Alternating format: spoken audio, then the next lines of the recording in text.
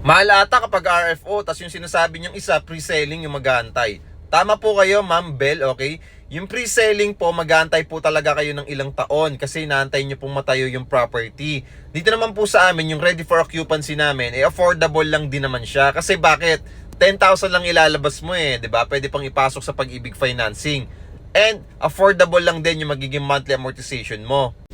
Parang ganun lang din naman sa pre-selling kasi sa pre-selling, magda-down payment ka din naman ng malaki. Nang sa ganon, mapamura mo yung kanyang monthly amortization pagdating ng panahon na ready for occupancy na to.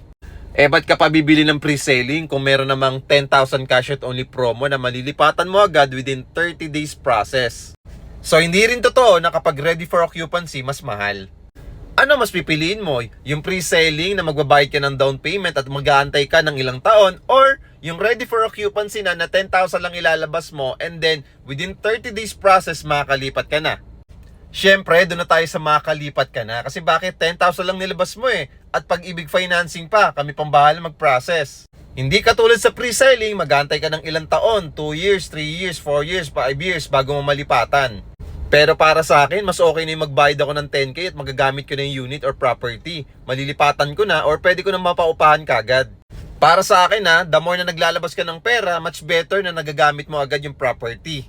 Sayang naman kasi kung magda-down payment ako tapos matagal pa ma-turnover. So, yung pera ko, palabas na lang ng palabas. Opinion ko lang po yun So, kung naghahanap po kayo, Ma'am Bell, ng affordable property for only 10,000 cash out only, ito na yung perfect timing na pwede kayo makapag-avail or tigas extension passing ito.